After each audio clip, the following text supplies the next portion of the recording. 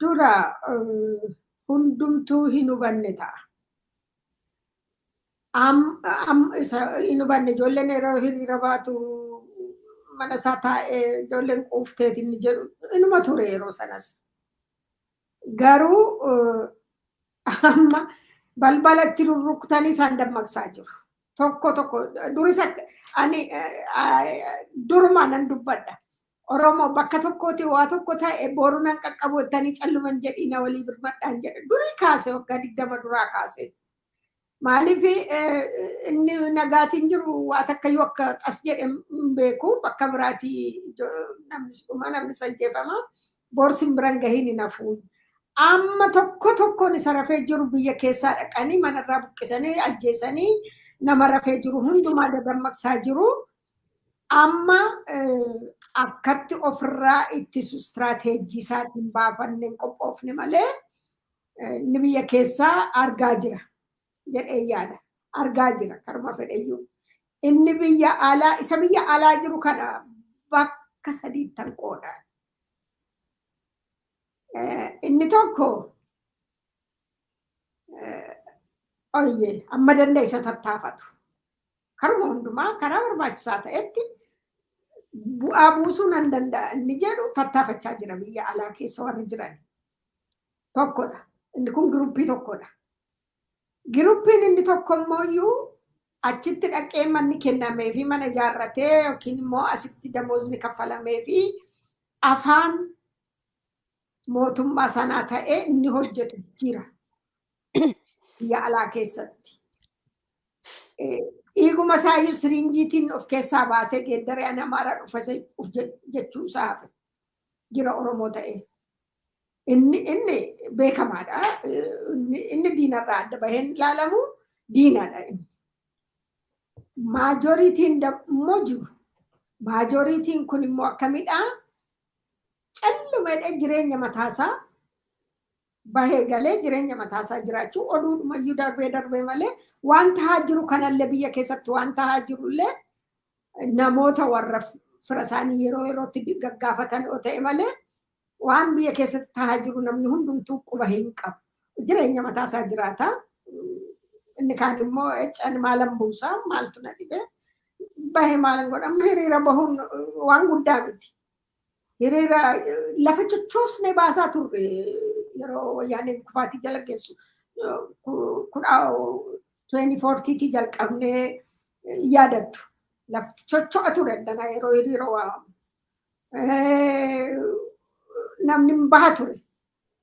Amma Oromoodhaan bushaa jiru mootummaan qabatee beeta mangistii 4 kiiloon jiru Oromoodha jedhaniiti maqaa Oromootiin afaan faajjii irratti uumanii inni kaan Oromoon tuqina ani fakkeenyuma tokko isinitti dhiifa manaa godha isinitti hin dheeressa ta'e malee April 2019 irratti hiriira waame danatti waldaa dubartootaatu hiriira waame.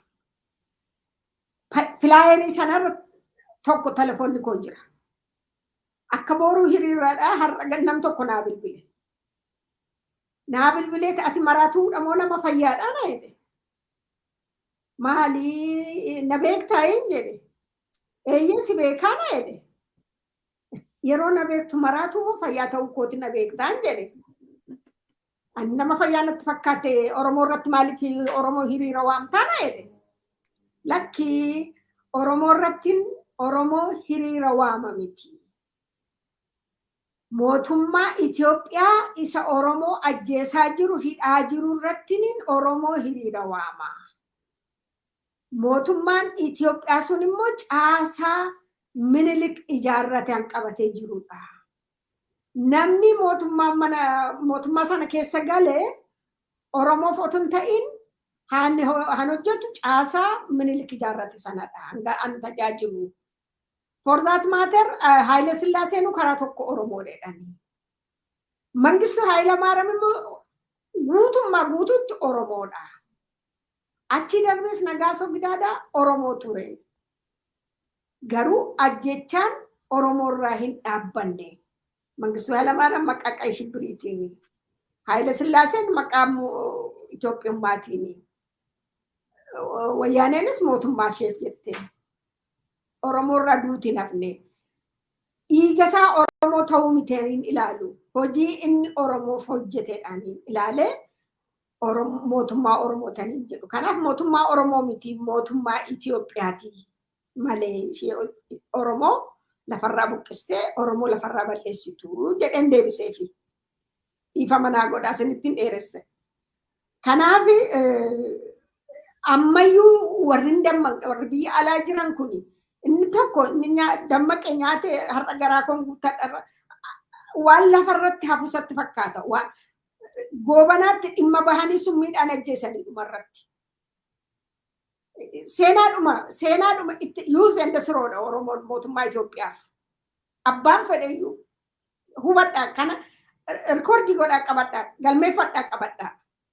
Use and throw mootummaa Itoophiyaa Oromoon tajaajilu dhuma warra Oromoo ittiin cabsanii isa qabatanii maqaa Oromootiin isa qabatanii ittiin cabsanii deebisanii isa ajjeesu. Waa tokko isa godhu yookiin summii kennanii fi ajjeesu ofii du'ee jedhu. Kanaaf use and throw Oromoon mootummaa Itoophiyaa tajaajilu hundumtuu use and throw. Kana naa hubadhaa yeroo hundumaa